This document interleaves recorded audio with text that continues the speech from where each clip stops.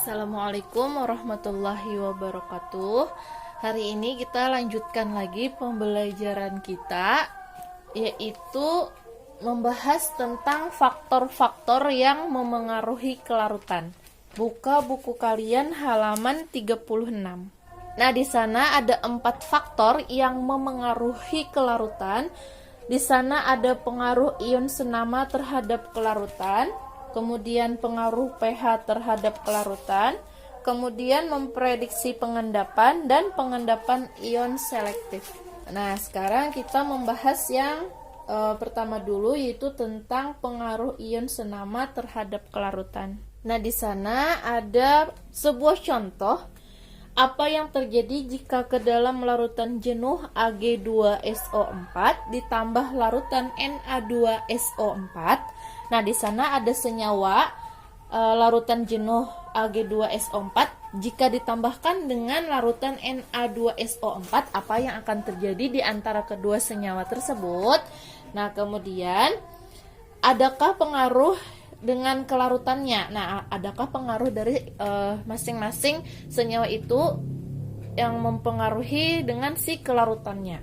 Kemudian reaksi kesetimbangan yang terdapat dalam larutan jenuh Ag2SO4 dapat ditulis sebagai berikut. Nah, di sana ada persamaan reaksi dari senyawa Ag2SO4-nya. Kita uraikan terlebih dahulu. Nah, ini persamaan reaksinya dari si Ag2SO4. Jika kita uraikan, dia akan menjadi 2Ag plus SO4 2-. Nah, tadi kan katanya jika ditambahkan larutan Na2SO4, apa yang akan terjadi? Kalau kita lihat dari senyawanya saja, yang merupakan ion senamanya ialah yang si SO4. Kemudian, jika ibu uraikan Na2SO4-nya, ia akan menjadi 2Na plus SO4 2-. Nah, dari kedua senyawa ini yang merupakan ion senamanya dari penguraiannya ialah yang si SO4.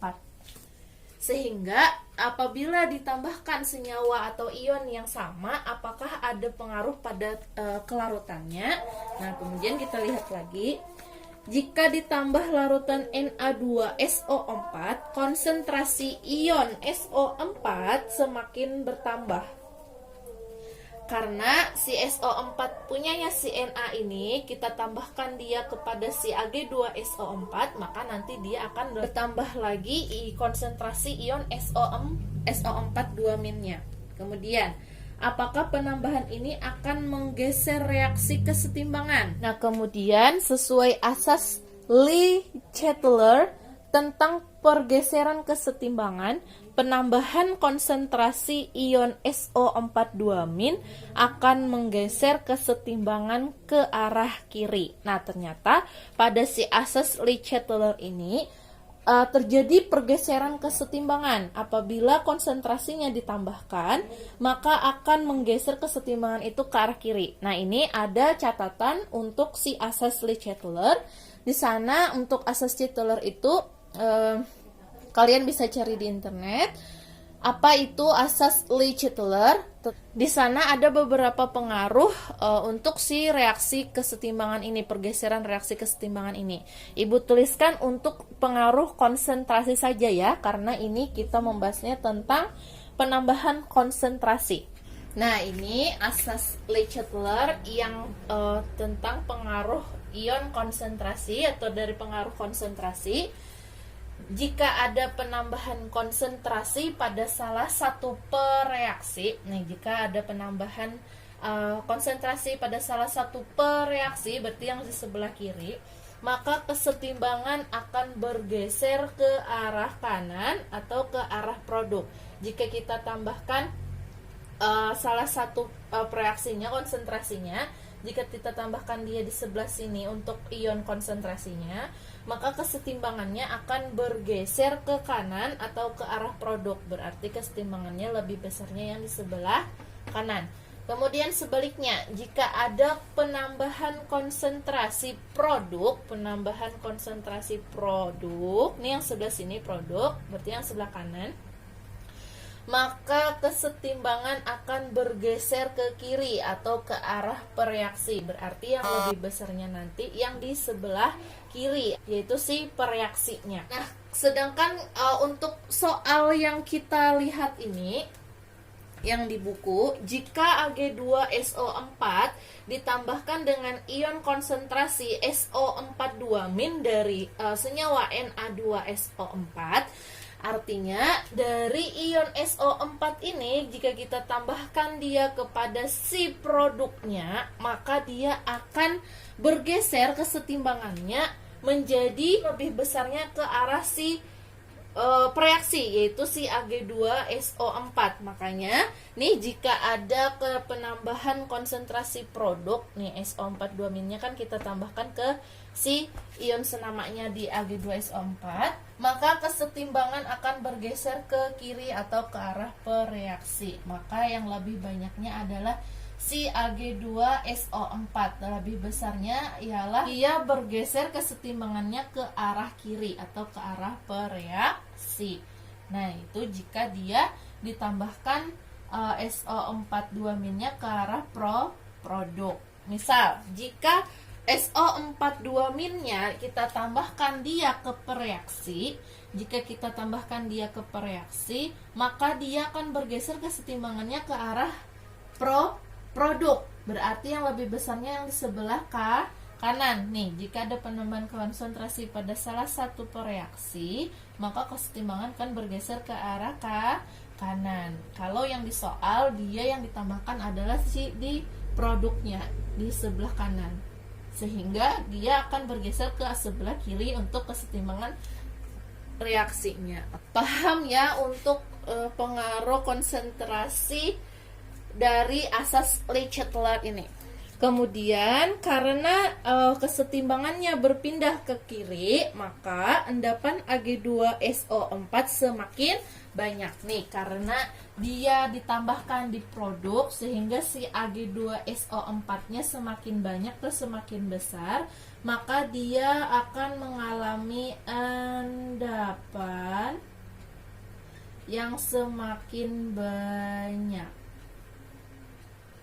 Nah, kemudian artinya kelarutan Ag2SO4 ini semakin kecil, sehingga terjadilah kelarutannya semakin kecil. Karena kelarutannya semakin kecil, maka larutan Ag2SO4 ini mengalami sukar larut.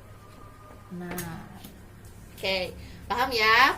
Dari kedua senyawa ini, karena ada pengaruh ion senamanya dan adanya penambahan konsentrasi pada si produk dari senyawa pertama, sehingga terdapatlah endapan yang semakin banyak pada si pereaksinya karena kesetimbangannya mengarah kepada si pereaksi atau ke arah kiri, sehingga kelarutannya itu akan semakin kecil. Kemudian karena kelarutannya semakin kecil, sehingga larutan Ag2SO4-nya ini dari senyawa pertama ini mengalami sukar larut. Oke, paham ya? Kemudian ion SO4 pada pencampuran larutan jenuh Ag2SO4 dengan larutan Na2SO4 bertindak sebagai ion senama. Nah, Ibu tadi kan sudah menjelaskan dari kedua senyawa ini, ion yang sama dari pereaksinya itu yang disebut sebagai si ion senama. Dengan demikian, ion senama akan memperkecil kelarutan. Nah, berarti hal yang penting dari ion senama ini ialah ion senama akan memperkecil larutan. Dari ion senama ini, dia akan memperkecil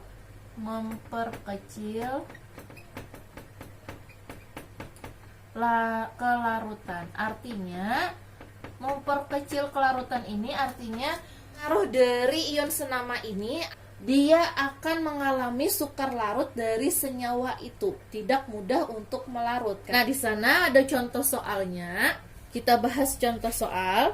Berapa kelarutan BaCrO4 dalam 1 liter larutan Na2CrO4 0,01 molaritas? Bandingkan dengan kelarutan BaCrO4 dalam air.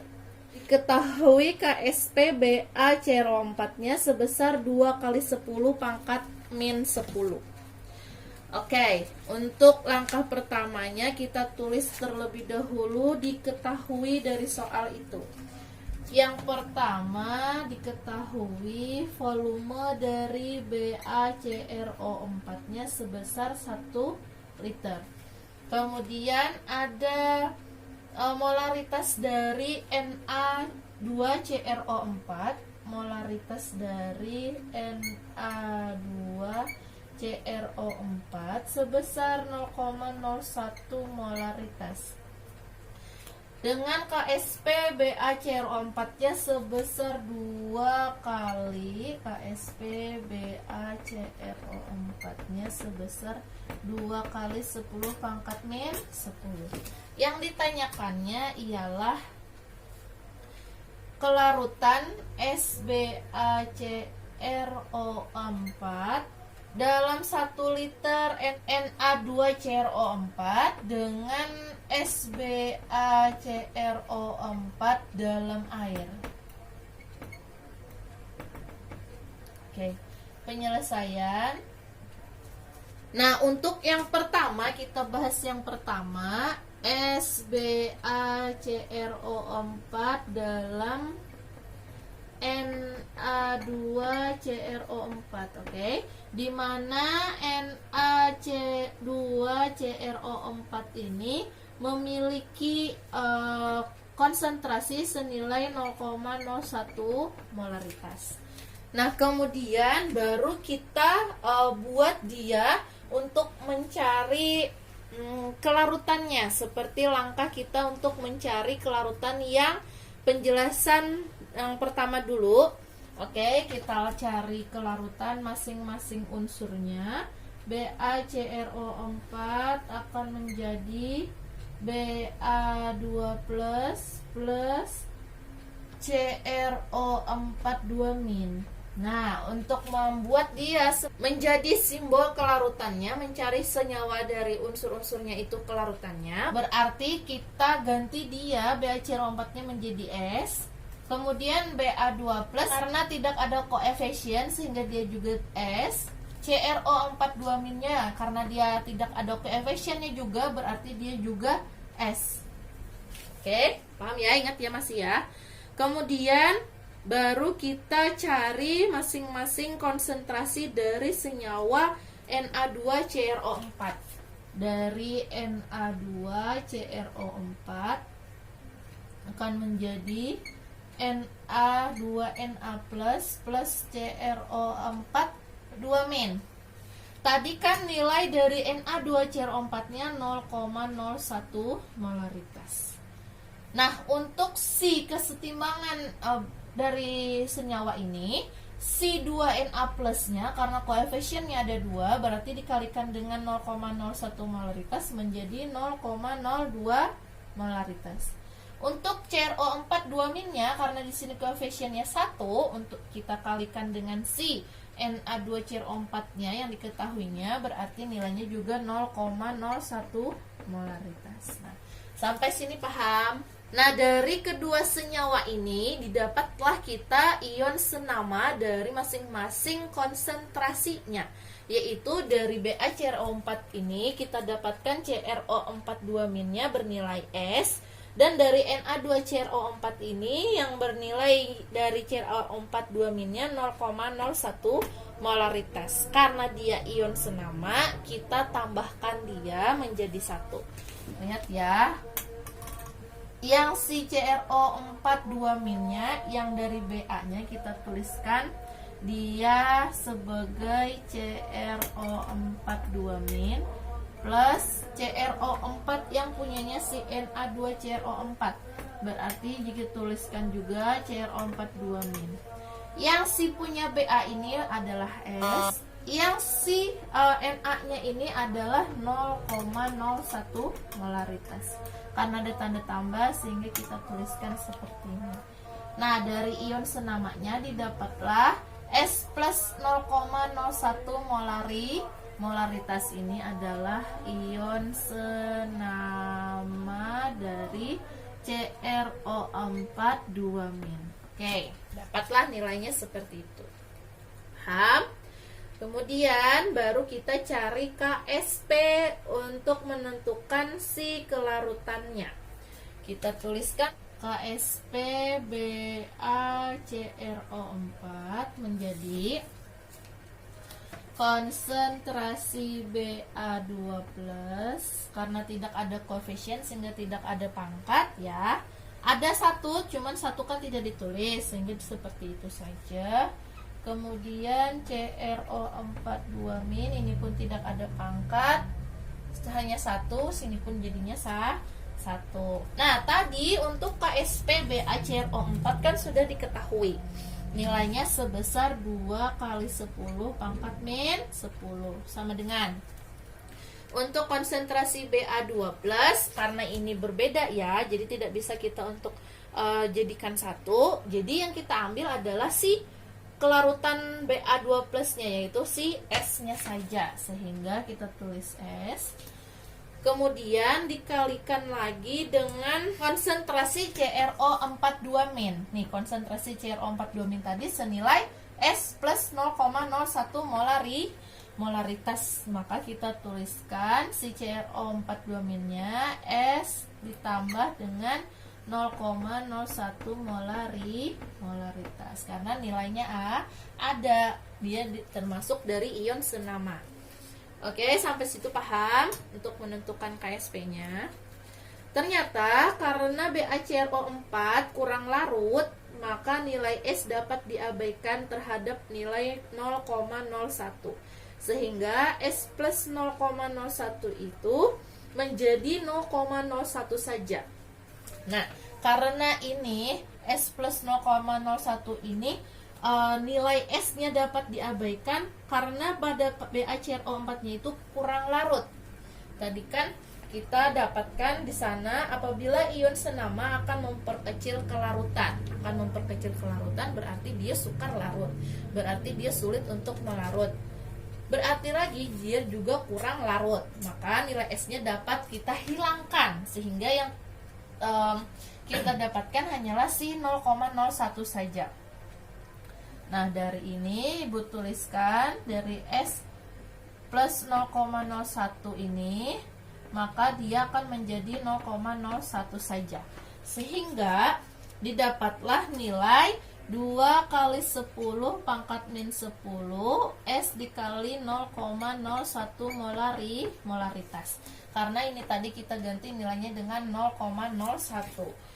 Kemudian barulah kita cari S-nya, yaitu 2 kali 10 pangkat min 10 dibagi dengan 0,01 molaritas.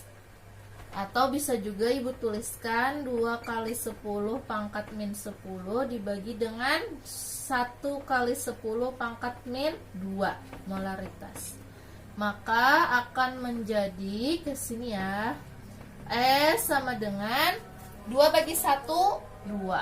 10 pangkat min 10 dibagi dengan 10 pangkat min 2 menjadi 10 pangkat min 8. Sehingga dapatlah kelarutan BaCrO4.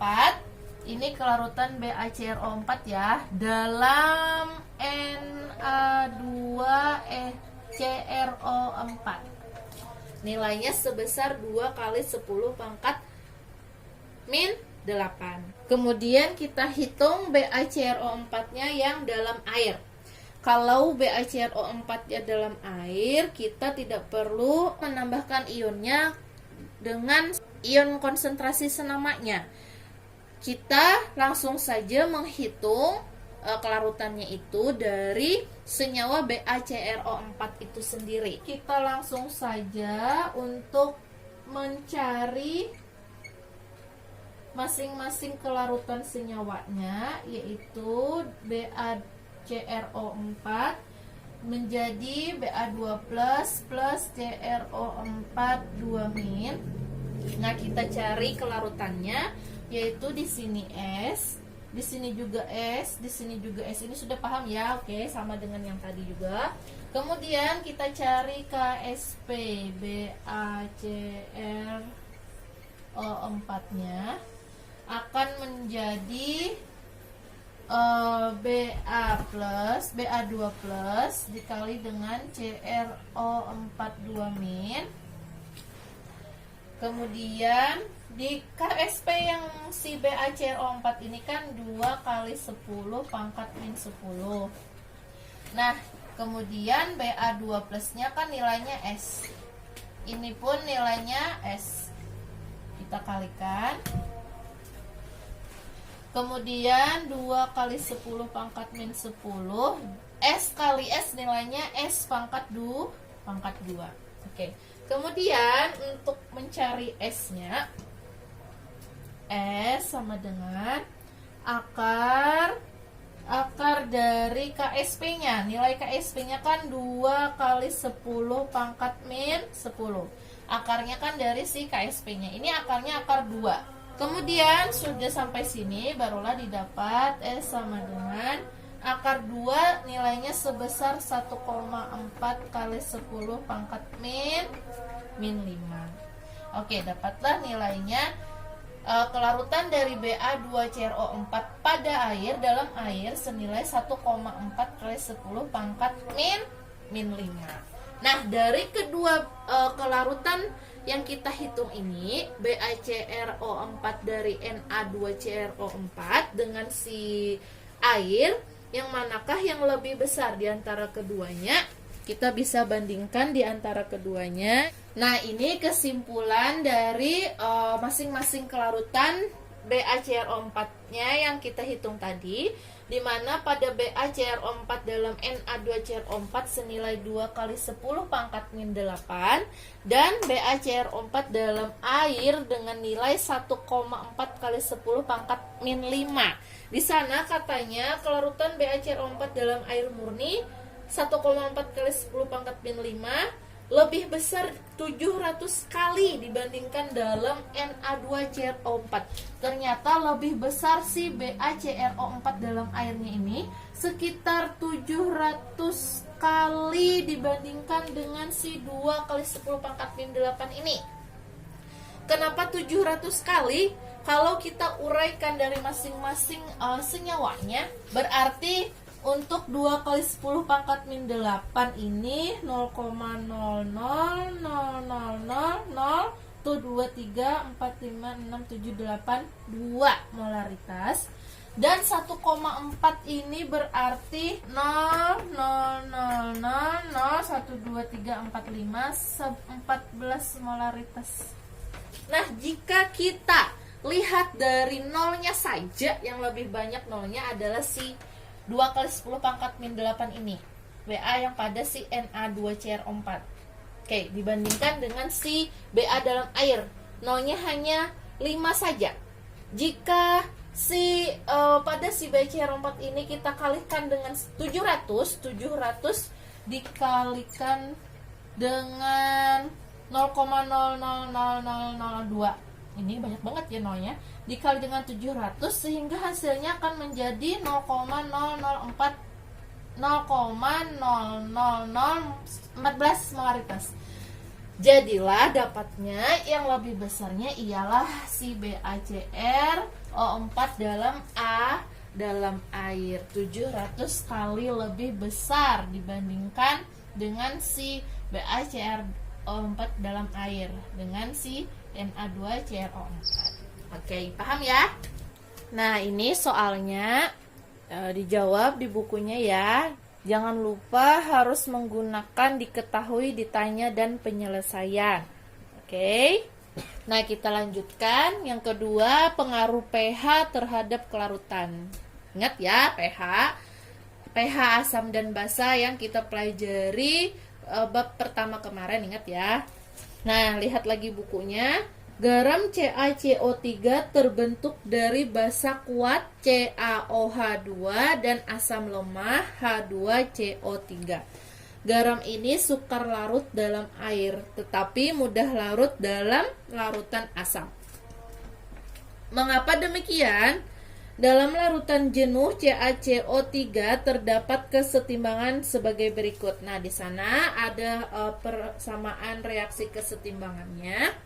Nah, ini tadi di mana garam CaCO3 tadi ini kan berupa garam ya, garam terbentuk dari CaOH 2 kali. Untuk basa kuatnya di mana CaOH 2 kali ini merupakan basa kuatnya, dan dengan H2CO3 di mana H2CO3 itu adalah si asam lemahnya, sehingga terbentuklah garam CaCO3 plus 2H2O.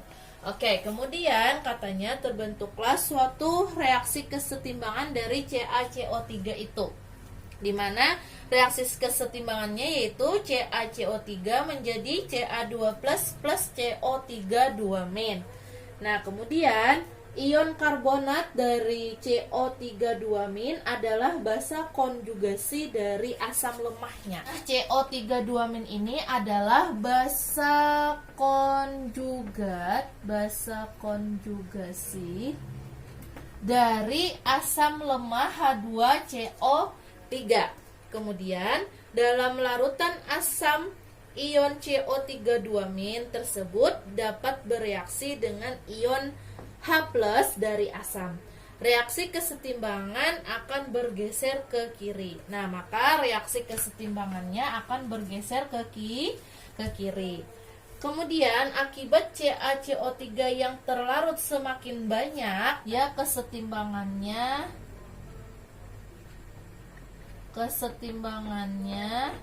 bergeser ke kiri, sehingga CaCO3 ini mengalami terlarutnya semakin banyak.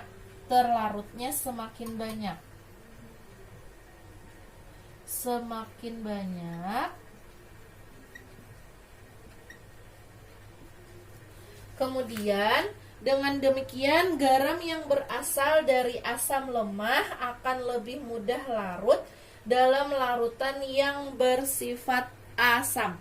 Garam yang berasal dari asam lemah akan lebih mudah larut dalam larutan yang bersifat asam. Artinya, garam yang berasal dari H2CO3 ini kan dari asam lemah ya, CO3 2-nya akan mengalami lebih mudah larut dalam larutan yang bersifat asam.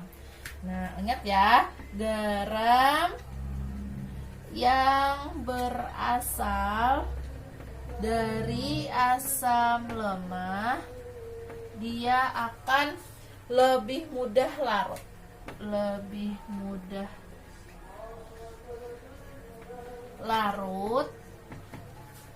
dalam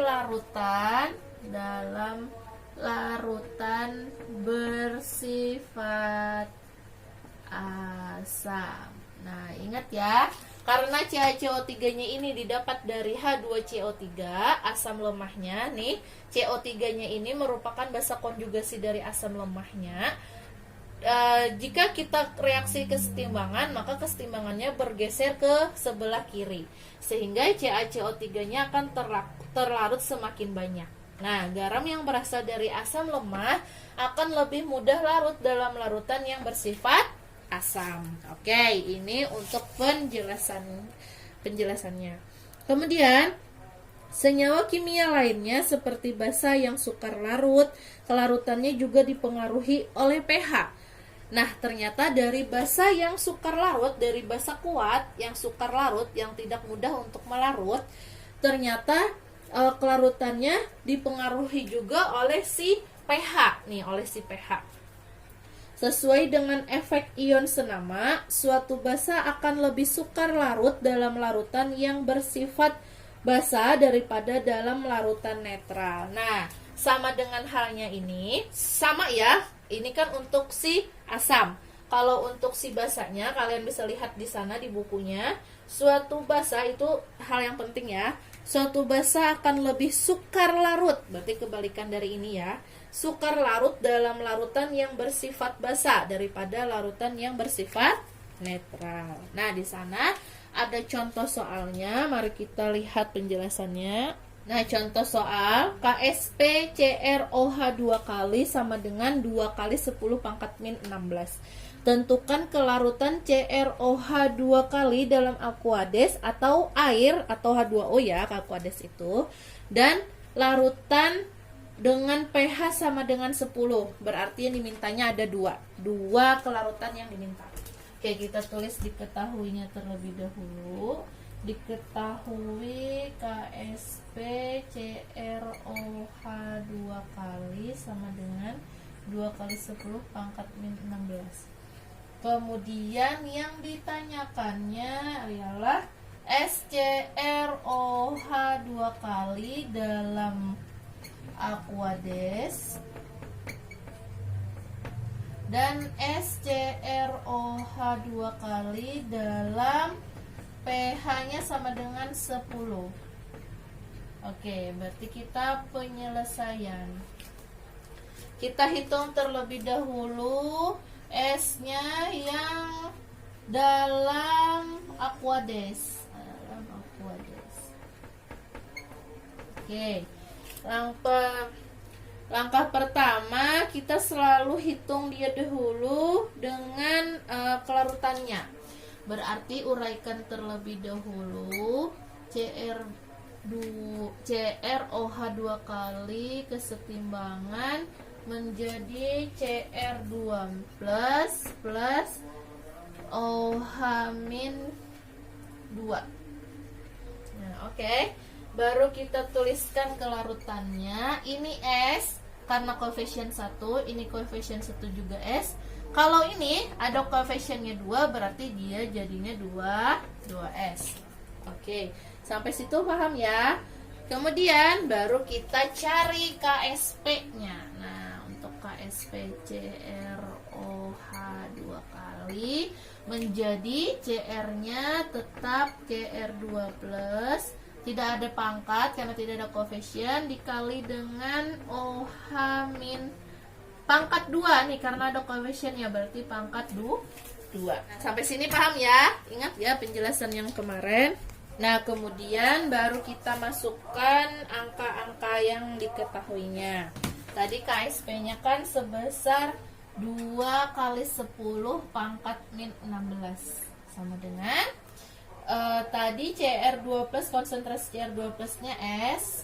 Kemudian untuk konsentrasi OH min pangkat 2-nya kan berarti nilainya tadi 2S pangkat 2. Nah, kemudian kita hitung lagi 2 kali 10 pangkat min 16 sama dengan 2S pangkat 2 berarti 4S. 4S dikali dengan S berarti 4S pangkat 3. Nah, kemudian untuk mencari S-nya, nah ini yang kata ibu kemarin, dimana untuk mengakarkan nilainya, berarti si akar kita tulis akar, 3-nya akan menjadi akar di sini. Untuk KSP-nya dia akan menjadi pembagi di atas, 4-nya menjadi pembagi di bawah. Nah, oke, seperti itu. Ingat ya. Kemudian baru kita hitung. Hitungnya di kalkulator HP ya kayaknya. Kalau di kalkulator biasanya yang lengkap itu ada biasanya di sana. Oke, untuk nilai dari akar 3 2 kali 10 pangkat min 16 dibagi 4 senilai 3,7 kali 10 pangkat min 6. Nah, oke. Nah, sampai sini paham? Inilah untuk kelarutan dari CrOH 2 kali pada Aquades. Nah, ini untuk Aquades. Nah, kemudian kita hitung lagi CrOH 2 kalinya dalam pH 10. Nah, di sana kan yang diketahuinya pH.